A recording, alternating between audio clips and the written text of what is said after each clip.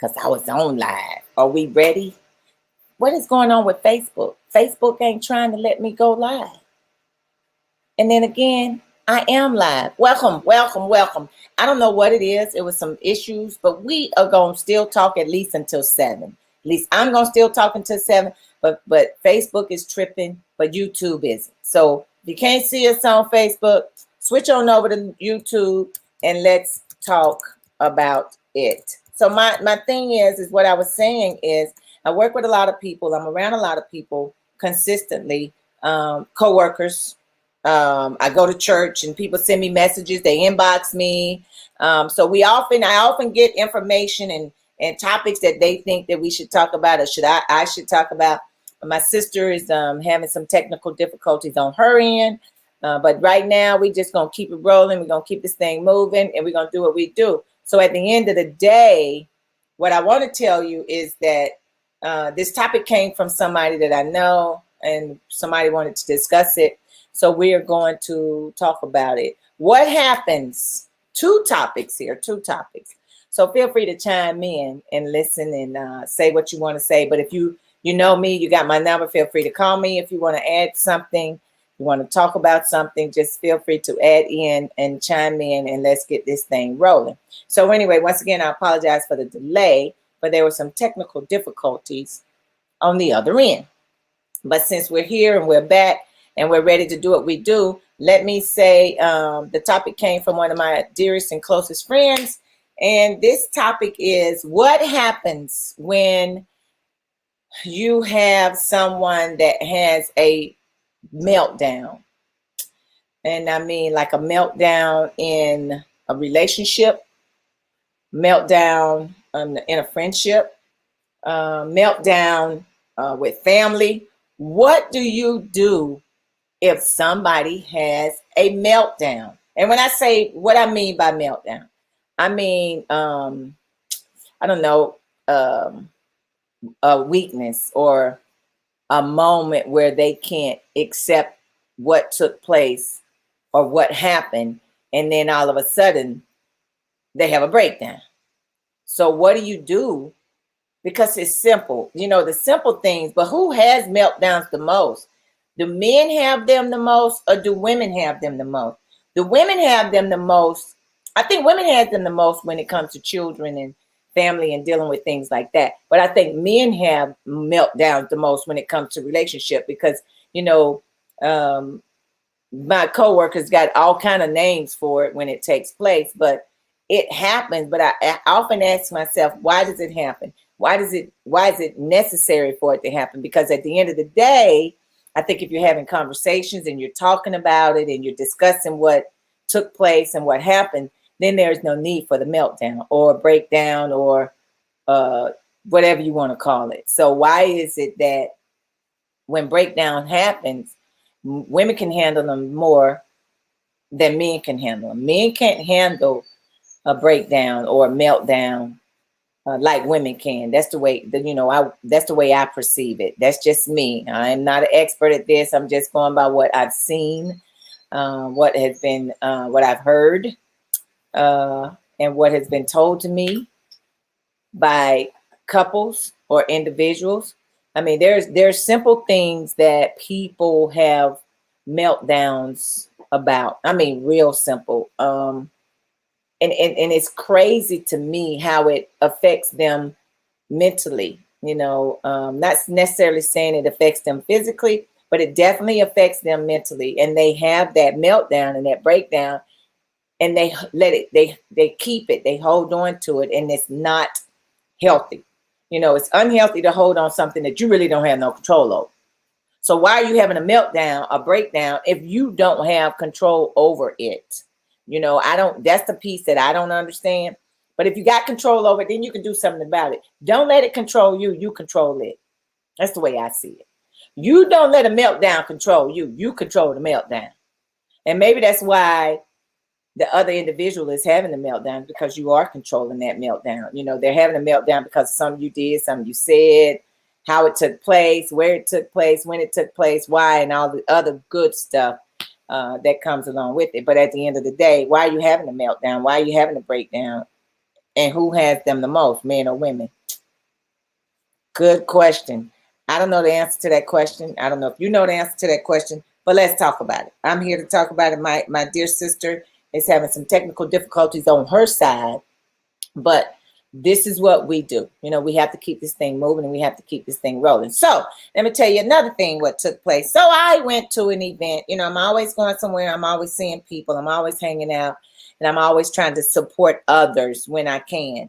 So I am out and about in the city over the weekend, and it was brought to my attention that attire and the way people dress, particularly women, the way women dress. Now, I've gone to several events, and every time I go to an event, I often ask the individual or whomever I'm hanging out with, you know, I say, hey, if I wear that, is it okay? Can I put that on? And what would you think about it? So should we be more cognizant as women to what we're wearing or what we have on, or should we care? Does it matter? And see, and I often tell my child, you know, at least don't go out, you know, looking, you know, like, oh, you just want to be uncovered. You know, don't do that. You know, have some class about what you're wearing, have class about where you're going, and just be careful and mindful of what you got on, because people look at you differently. Don't know you from jackass. Don't know you from nothing in the world. Will look at you totally different just by what you are wearing. Will think totally different by what you're wearing. So I'm out at an event, and it's the sad part too is women are so they criticize other women by what they have on. It's just ridiculous, the stuff that you hear other women say about a woman or another female and what she has on. And I often ask myself the question is why. Now, what I will say is that's something that I wouldn't wear. Now, I will say that that's something that I would not wear. My comment would be that someday I wouldn't wear that, because if it's gonna look like pajamas, if it's gonna look like I'm sleeping in it, I'm not wearing it. And I still hit echo. But I know, sis. I know. I don't know. I don't know what it is. The devil is a liar. So, you know, I'm here. We here. I'm having technical difficulty, but it's okay. I'm here. I'm listening. I'm vabbing. We're gonna make this work. We're gonna make it work. Yes.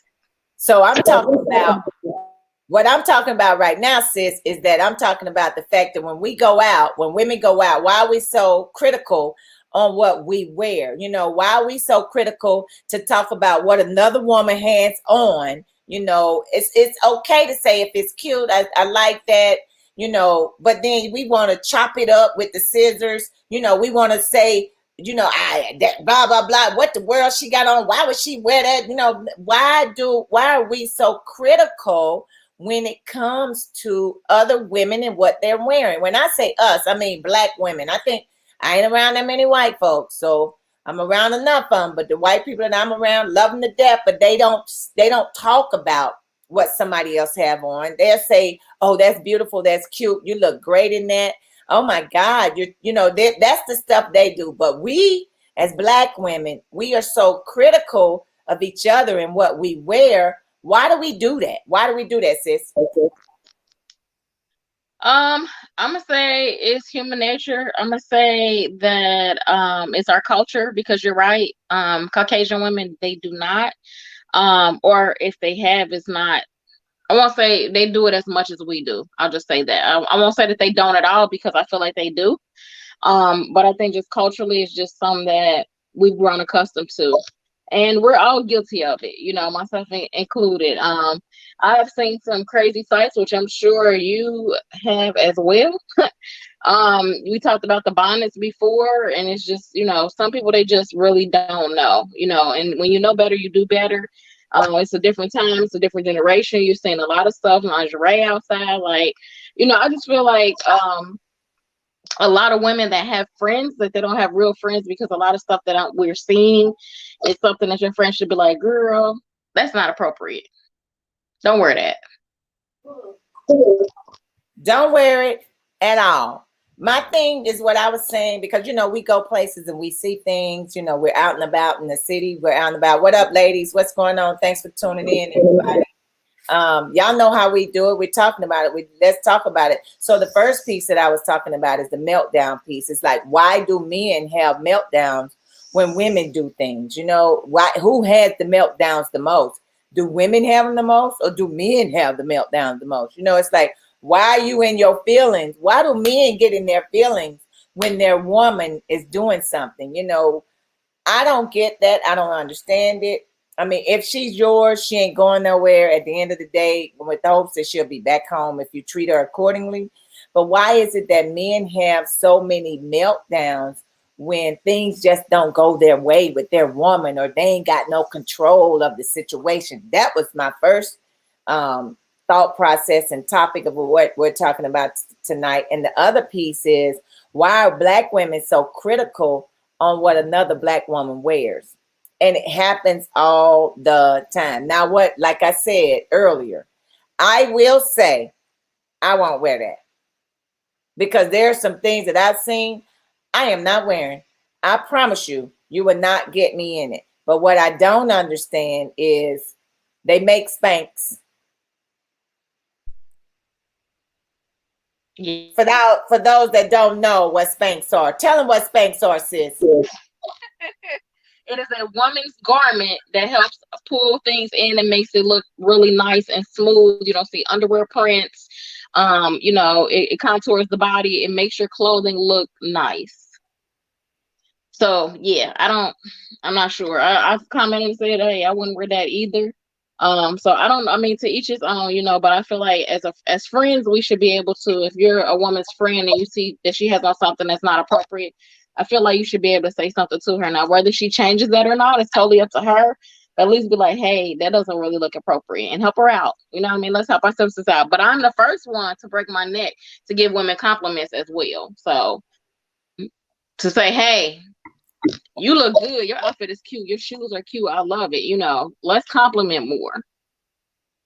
And that's what I said. I was telling my friend earlier today, I think it's a lot of times women don't, for some reason, they don't compliment the other woman. I don't know if it's a secure thing or an insecure thing or self-esteem thing. I don't know what it is, or if they feel like, if I say something, she might take it the wrong way. I don't know, but I'll compliment. If she got it going on, baby, I'm gonna tell her, girl, you wearing that dress, girl, them some bad shoes. I'm gonna give her props, not gonna hate on her. But it is some pajama dresses that I would not wear out in public. Me either. I'm right there with you. Inappropriate. Inappropriate. I'm not doing it. Because it's one thing because this is the way I see it. My daughter looks at what I do for the most part. She always have. I don't care what nobody say. Your children watch you. They watch you more than you think they watch you. They listen to you more than you think they're listening to you. So when I go out or when I go places and I do things, I do try to be cute with whatever I put on and wherever I'm going. I do try to be cute. I do not try to dress so provocative that when I go out, that's the only thing that she can remember. My mama always went out and she always half naked. Is the half nakedness a good appearance for women? No, it's not. And I'm right there with you. I have daughters, I have girls. And I just think you want to, and it's not okay just because people dress a certain way to be approached a certain way. I'm not saying that at all. What I am saying is that your first appearance is everything. And so it needs to make a statement, and not one that's sleazy, not one that's trampish, not one that's, can be mistaken And so I just was raised that, you know, you come out of the house looking a certain type of way, you oppose yourself a certain type of way, because not even that, you're respected in that manner, and you're going to be treated in that manner. People are they're gonna waver, or they're gonna second think about coming at you a certain kind of way because of how you carry yourself, how you present yourself, how you look. So I don't feel like I feel like all of us can be classy women. All of us can be sexy in our own right, and it's not necessarily about what we wear. It's just how we represent ourselves. And so I think a lot of women need to try to tap into that, because I don't feel like having everything hanging out is, you know, I feel like that's just for attention. When most women do that. So I'm teaching my daughters to be classy, be ladies, you know. Wear this garment up under it because it hides your panties, or wear this type of underwear. You know, these are things that a lot of women who are older now, not older, but a lot of the generation now, these are things that they weren't taught. And so if I come along a young woman and she doesn't know, I'll pull her to the side. I'm not going to make a spectacle of her, but I just think we need to pass that information down, because sometimes they just really honestly feel like they look good and they just do not know. Absolutely, positively do not know. But then some of them do know, and they decide to do the very opposite anyway, because they want, like you said, it's an attention getter. It's, you seek attention to what you have on. But are you willing to make concessions? You know, are you willing to not do that? How old should you be, you know, to not walk around with your breasts and your boobs hanging out loud? I mean, because you know, young girls do that all the time. You know, they're consistently showing stuff. It's like, how old should you be to not do that? Would you wear the stuff that you wear out? Would you wear it in church? Of course not. You know, I've seen young ladies, you know, whether it's just out or they loving their bodies. And, you know, like I said, the younger generation, they're totally different. I mean, I've seen a girl with pasties on her breast with a lace shirt on, like, and she just comfortable and she just chilling. And to me, I was just like, wow, you know, that's, to me, it's tasteless. You know, it's a little bit classless, and you're going to attract the wrong type of attention. And so other people may say, oh, you've been a hater, or, you know, she feeling herself, she feel good about what she looks like, so, you know, let her do her. And I just think like it's a time and place for everything, and we're just in a season where right is wrong and wrong is right, revelations basically. So here now lately, anything is just going from having your behind hanging out to having your breast hanging out. And my thing is too is that, you know, even, you know, because I asked that question, so I posed that question. It's almost like a meltdown. You know, I was talking about the meltdown. Who has the most meltdowns? Is it male or female, men or women? What, where, when, and why do they have the meltdowns? Where do they have them? The sucker attacks. You know, men have sucker attacks. Women have them too, but men have them more than women. So if I'm walking around here, you know, proud and beautiful of the skin I'm in, and I decide to do something, or I decide to go out and I'm looking a certain kind of way, why would man have a sucker meltdown? Why would they have a sucker meltdown? Why would they have a sucker attack? Because now I'm going out, I'm looking, scrumptious. So why are they having such a meltdown? Because of the way we're looking when we get out there. Not only are they having a meltdown the way we're looking, but sometimes they have meltdowns and breakdowns because of what we're doing, what we did.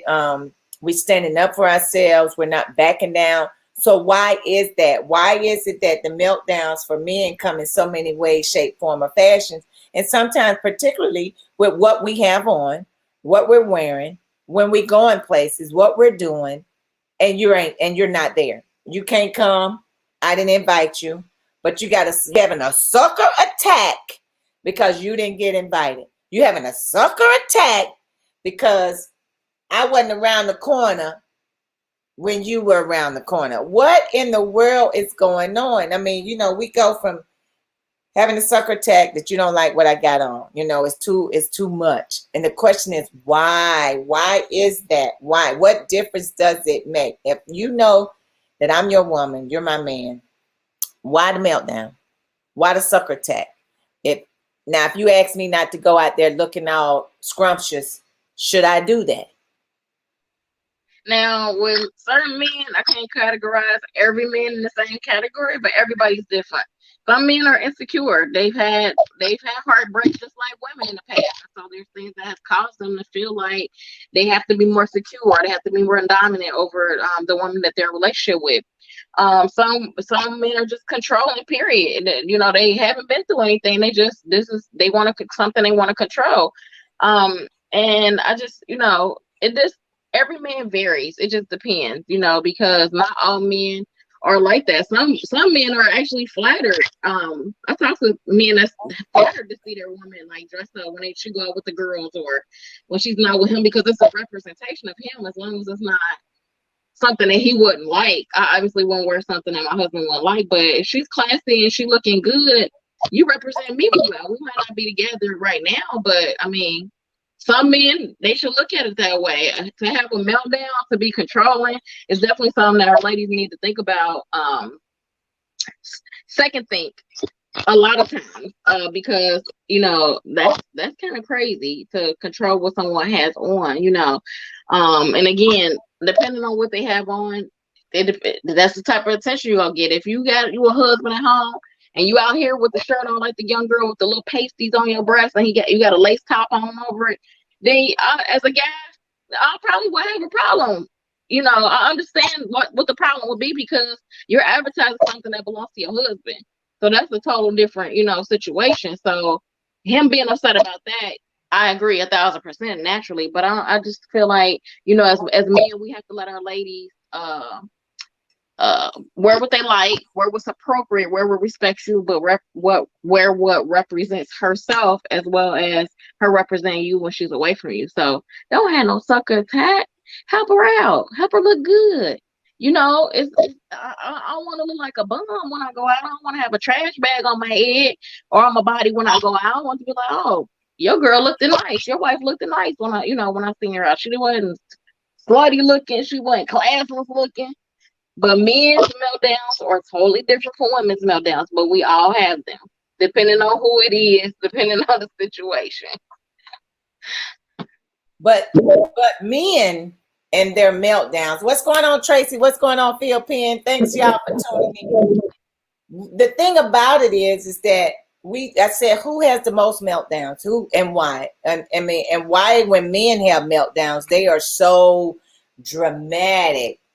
It's like they become actors. They get awards for their meltdowns. But why have a meltdown if you're secure with who you are? Every situation is different. Everybody else is different. And why is it? I'm talking about we're talking about two different things here, but they're kind of sort of intertwined together. We're talking about mental meltdowns that men and women have, but who has them the most, and why do men have them? I think men have them way more often than women. This is just my personal opinion, my feeling about it. I think men have them, and when they have them, it's just like the world came to an end because you know, whatever they wanted to go right didn't go their way, and they just, you know, they have a sucker attack. Why is that? And the other piece is that why is that women are so critical on Black women? Why Black women are so critical about the way another Black woman dresses? So those are the two things that we're talking about tonight. So here's what Kimberly says. Kimberly says, well, thanks for tuning in, Kimberly. Kimberly says, I think when women dress provocatively, that's all the people see. People make assumptions that the woman is easy and dumb. And she said, women get reputations when it may not be the case. Appearances matter. Appearances matter all over the place. I totally agree, because I'm going to tell you right now, I was out, like I said, I'm always out and about, and I know these are professional women, and I know they have professional careers, but when you see them in another element, their looks are not professional. You know, they're showing body parts that they definitely didn't show body parts before, which once again is what you said, Kim. It gives them that reputation that they are probably trolloping tramps, but you really don't know what they do for a living. So you're absolutely correct. And then Tracy says, women were emotional beings by choice. Yes, we are. And by nature. Yes, we are natural creatures and beings by choice, but still, we don't have the meltdowns like the men have the meltdowns. I have to agree with that. I think too, like I said, it's about security.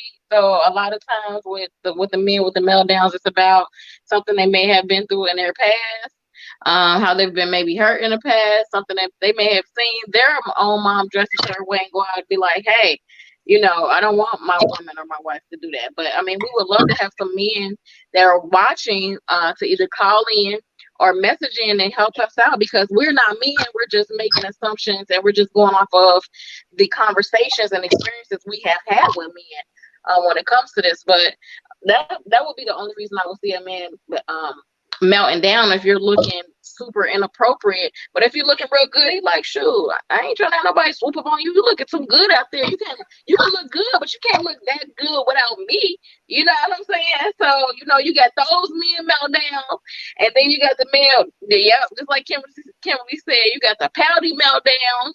You got the controlling, like, you ain't going nowhere out of this house without me with that on.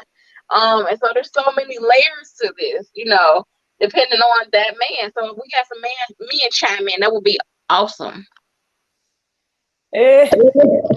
She said the whole bonnet convo last week irritated her to the core. And once again, but you didn't have no meltdown about it, Tracy. I mean, you probably got over it, and people, but you think about it. I said the Bernstein Bears wore the bonnets. They were the first ones to wear the bonnets. She was the first one that came on TV. Bernstein Bears, the first ones came on TV with the bonnet. Now we're taking it all out of context. But when we are out and about, like Shanice said, and I'm going back to what Kimberly said, male meltdowns last longer. They last so long, they last forever. Men will have meltdowns because they couldn't control a situation. And they will have a freaking meltdown. And it will last forever. They will still be in their feelings next week. And they're going to bring it up. And they're going to let you remember. They're going to remind you, remember what happened?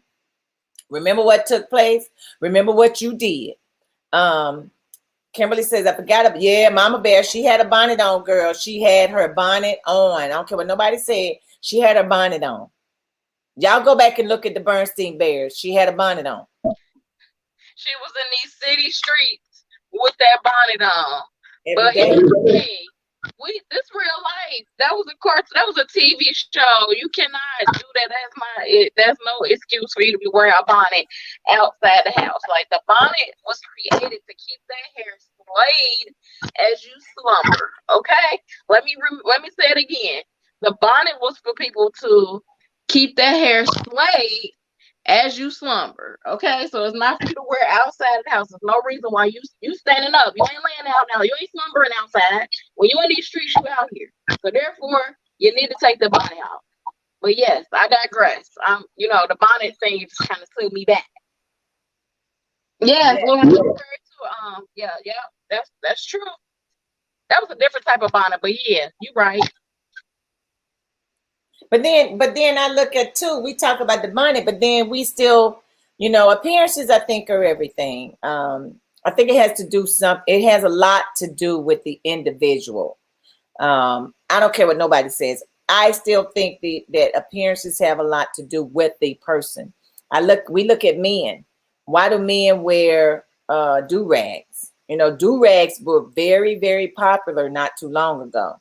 But nobody pretty much said nothing about a do-rag. Do-rags, you had them on in prison. Do-rags became a color-coded thing. You had red, black, blue, purple. You had the camo. You had all kinds of do-rags, all colors of do-rags. And they were just wearing them everywhere, under hats. They wearing them to church. They wearing them to the club. They wearing them everywhere. So I think that whatever you put on, it is a representation of the person, but is it a representation of the person? Because we all got an ego. We all got a Sasha Fierce in us somewhere. We all got one. But who is she and when does she come out? It's a time. I agree with you 1,000%. It's a time and place for everything. As far as the do-rag is concerned, I feel the same way about the do-rag. The do-rag was for your braids to be laid tight. You know what I'm saying? Because men didn't wear hair stuff. Like, okay, first of all, it became culture appropriate because they start wearing it all these different colors, like you stated, with different outfits and stuff. I hated it. Okay, still do. I just feel like you tie your braids up at night, they fresh looking now. It's time to go out in these streets, not with the do rag on. So I hated the do rag as well. And when they made the colors, they kind of made an excuse for the guys to be wearing them outside of laying down in their home. So it kind of okayed it, which created a different type of culture, a different temperature. But I feel like the same thing way I do with the bonnet. Like, you know, when you out here, you gotta represent who you are. And the first thing somebody sees is what they look at. And if I'm standing in the grocery line with a bonnet on with house shoes on and pajamas on, what are you gonna think? Like, what do you? And that may not be me. I could be a top executive at P&G, but most top executives at P&G ain't gonna wear their pajamas out the house. But I'm just saying that was just an example. You know, you judge a book by its cover because that's just our that's society. That's just how it's always been. You're judged by what you're seeing. Your appearances are everything, and that's why you going out in the club. And it's not for a male to melt down about. It's not for a woman to melt down about. But it's a conversation to be had. Like, hey, you know, you looking real classy. I like it. Or nah, you looking too sexy when you go out. You know, comment, talk to these people. Are you looking classless? You look trashy. You know what I mean? Like, talk to folk, communicate, educate them if they don't know that you know, sweetheart, your underwear that's white is showing up under that. You might want to wear a slip up under it. You know, I went old school with the slip. But I'm just saying, like, help people out, and it'll take away some of the talking about because we're all trying to lend each other hand. Now, again, if they listen, it's totally up to them. Needless to say, it takes 5 minutes to pull your hair back or brush it down. Exactly. I grew up in a town where, as a female in school, you could have a ponytail, but you weren't going out the house with nothing on your head. And you definitely weren't about to have a bonnet on or a do-rag on in school. You pulled that hair into a ponytail. You made sure them edges was together as best you could with your gel, and you kept it moving. You looked decent. You cared about how you looked when you left the house. Well. Tracy says, but I tell you what, if Michelle Obama or Oprah went out in a bonnet and a bathrobe tomorrow, Black America would be, girl, they'd be falling out on the ground. They wouldn't believe it. They'll be saying, I can't believe that these two powerful women are walking out with a bonnet and a house coat on. Appearances says a lot about an individual. I mean, it really does. Kimberly says a teacher. She's a teacher. One of her 3-year-old students wore a do-rag and no, Jesus. Did you tell him to take it off, Kim? Did you tell him that the school conduct code states that he could not wear that do-rag? And my daughter says some people don't care what others think about them because they go out, they got their man at home and he is fine as wine. They're married with kids, just came back from Bora Bora, living their best happy life. I hear you. I hear you, Courtney. I hear you. And some people just don't care. But then you got that 1% that's always in somebody's business and want to get on social media, post pictures, and talk about them. Tracy says, not falling out, following what they are doing. And that's the truth. They are following. But come on, let's think about it. Okay, Kim said, I sure did and told him, don't wear it again. I know that's right, girl. You probably had his mama coming back up there. Yeah. Mama probably came back. Mama probably came back and said, you can't tell my son what to wear and what not to wear. I let him come to school with this do-rag on, and he probably didn't even have a haircut underneath. But perception is everything. The looks can tell. And I'm going to tell you what else can tell. You can look at a person's hands. You can look at their toes. You can look at their shoes. See, I'm observant. I tell everybody all the time, the city pays me well to be very observant. I don't talk about people. And I mean, because what you wear is what you wear. You know, who's to say what you got in your closet? It ain't for me to say.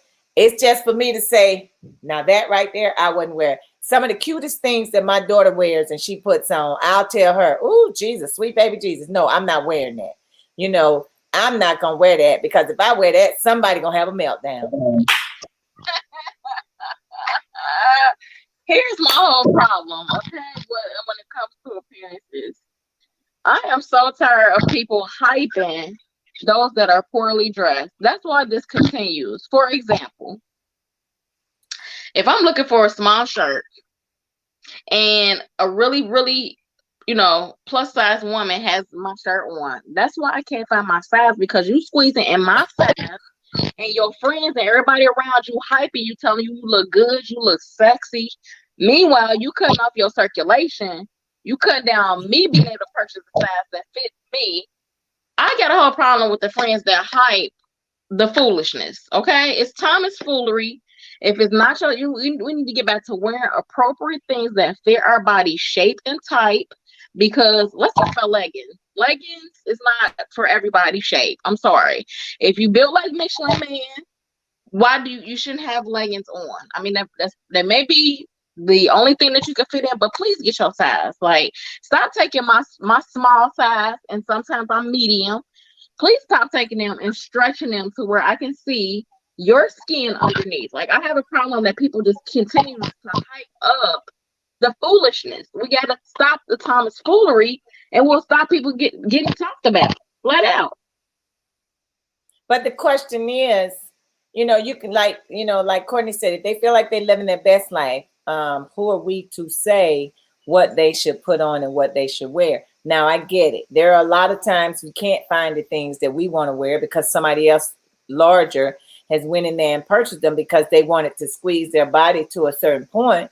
And, I guess thinking and hoping and praying that it make them, look differently. But at the end of the day, who are we to say what they can and can't wear? But I'm not going to criticize them, and I'm not going to sit there and talk about them. But at the end of the day, we do know what you wear definitely says a lot about the individual.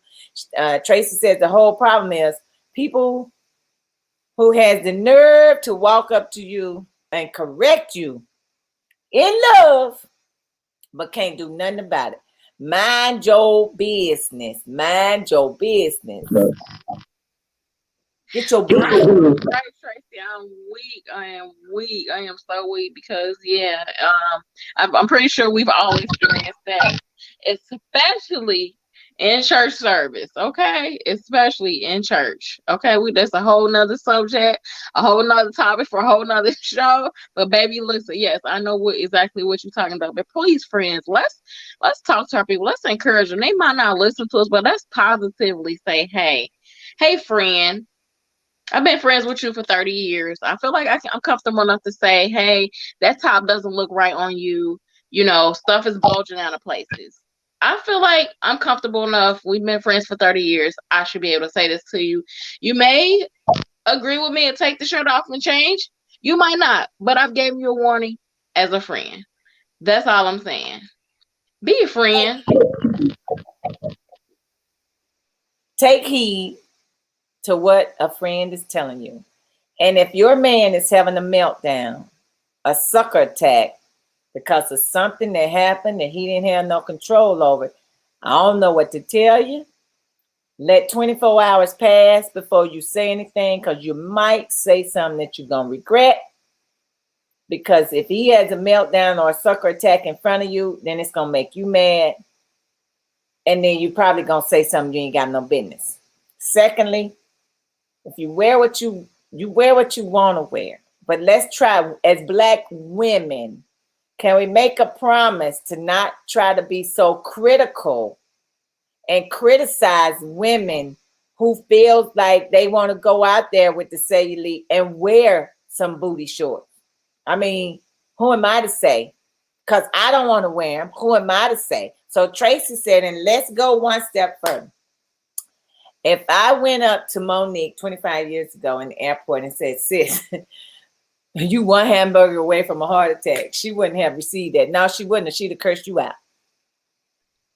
Yeah, and that's not the way to approach somebody. I don't agree with that. That would be terrible to speak to someone like that and assuming that they will actually hear what you're saying. Like, you're attacking them off the bat. I'm not okay with that. That's not okay. That's not what we're saying at all. We totally disagree with that. Speak to people,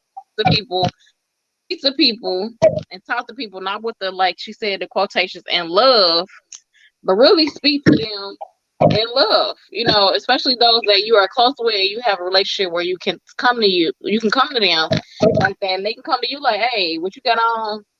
That don't look right. And you not be offended, like, you know what, we've been friends for you right, let me change it to something else. Like, girl, I'm glad you said something. Let's be around those type of friends. Let's be those type of friends.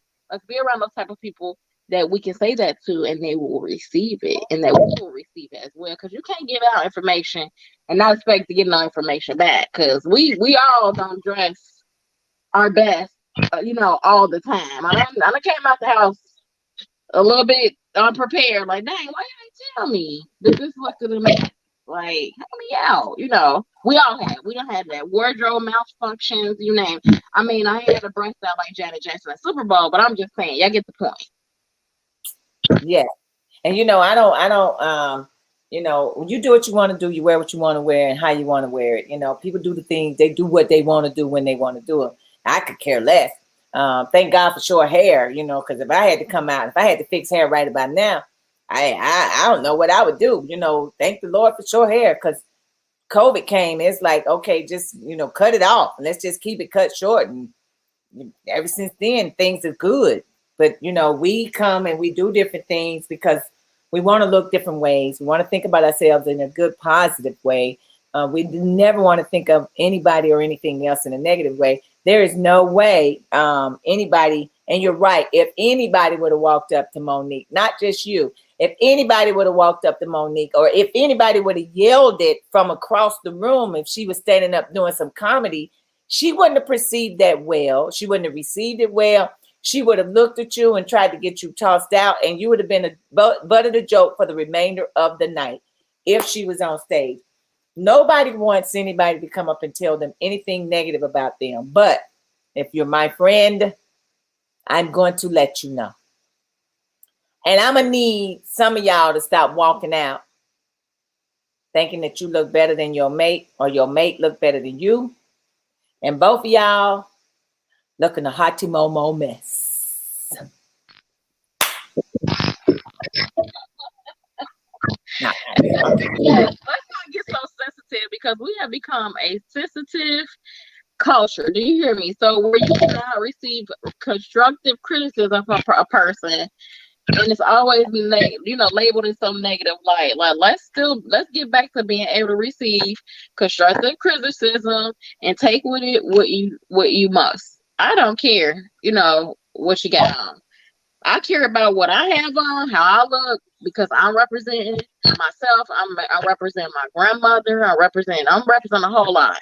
And so I care about how I look. Now, if I'm off and you feel like I'm off, put me to the side, talk to me, holler at me so I can know, what I'm saying, what's going on.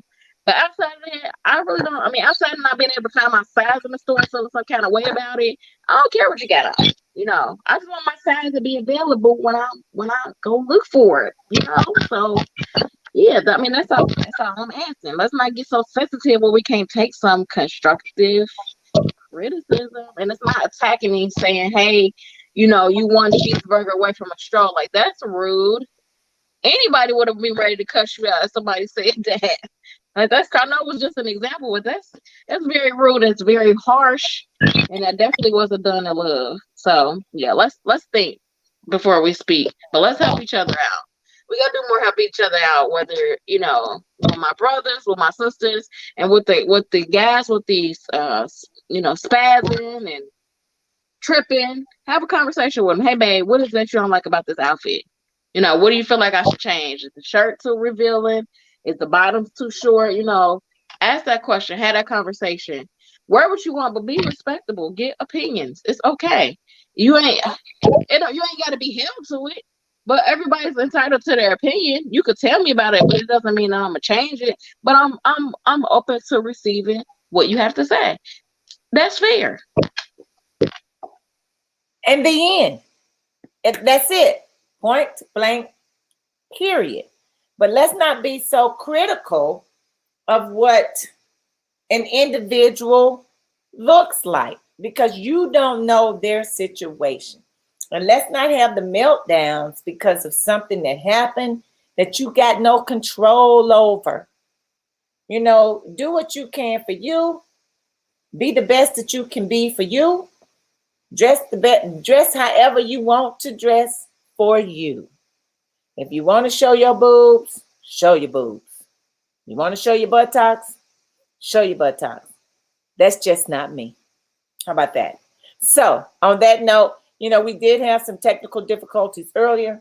We're gonna stick to our program because we're an hour in, at 7 o'clock. We do have things to do. And I need to look outside and see if it's raining because I need to get my workout in. I got to keep this body looking like it's 56 and not 65. Right. You got your butt hanging on your breast, hanging out. Know that you're gonna be a topic for conversation. That's just how it goes. Somebody gonna talk about it. It might not be me, it might not be a partner here, but somebody is gonna talk about you. So I mean, just be willing to whatever you feeling confident in. Be willing to be criticized because I mean, it happens to us all. It happens to us all. None of us are perfect, and what I may feel is cool and look good, somebody else will be talking about. So it just the nature of how the game goes.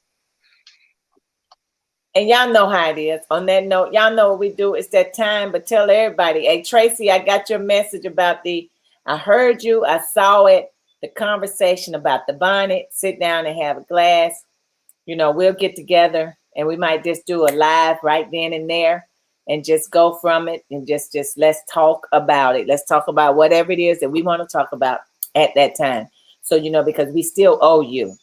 You got sick and, you was under the weather when we were going and things were busy and COVID kind of hit and we was on a delay. So we still got you. We ain't forgot about you. So we can do that conversation or any conversation that you want us to have about anything. So all you got to do is just let us know. But we got you covered on that conversation. So y'all know what time it is. It's about that time for us to get up out of here because I still got to get my workout in. Like I said, I got to keep this 56-year-old body looking 56 and not 65. You feel me? So thanks for tuning in and thanks for watching us. So before we leave, we always got something to tell you. What we got? It's positive quote time. So my positive quote is put your best foot forward in all things in your life. Put your best foot forward. Speaks for itself. You guys have a blessed one. And y'all know on that note, I ain't gonna hold you. It's always better to give than it is to receive. And we're out of here. Gotta go. We'll see you next week. See you next week.